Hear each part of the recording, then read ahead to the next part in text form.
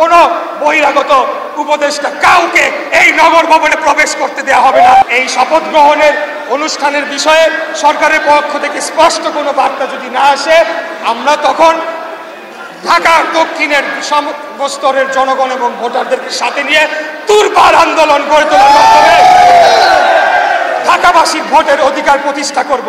এটা আজকে নৈতিক দায়িত্ব হয়ে দাঁড়িয়েছে।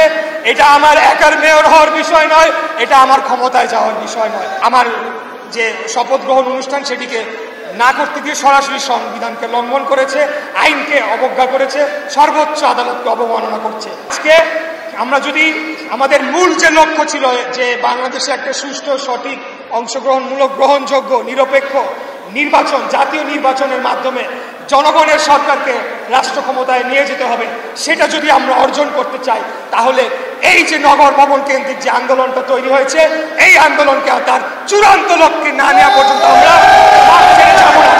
এবং আমরা স্পষ্ট ঘোষণা দিতে চাই, কোন বহিরাগত প্রশাসক, কোন বহিরাগত উপদেষ্টা কাউকে এই নগর ভবনে প্রবেশ করতে দেওয়া হবে না। এবং সেটা বাস্তবায়ন করার জন্য আমি নগর ভবনের, ঢাকা সিটি দক্ষিণ কর্পোরেশনের সর্বস্তরের কর্মকর্তা কর্মচারী বৃন্দ সহ এখানে উপস্থিত সকলেই যারা এক একজন দীর্ঘ 5 বার 6 বার নির্বাচিত কাউন্সিলর, ওয়ার্ড কমিশনাররা রয়েছে, সব ঢাকার ভোটাররা আমরা এখানে রয়েছি। আমরা সবাই ঢাকার জনগণ, ঢাকার ভোটার, ঢাকার স্থানীয়। অতএব আমাদের নির্দেশনা ছাড়া এই নগর ভবন বহিরাগত দিয়ে আমরা চালাতে দেব না। এই অন্তর্বর্তীকালীন সরকারকে বুঝতে হবে যে এখন পর্যন্ত আদালতের রায়ে এবং জনগণের ভোটে নির্বাচিত মেয়র হিসেবে ধানের শীষের প্রার্থী ইশরাক হোসেনি বহাল রয়েছে।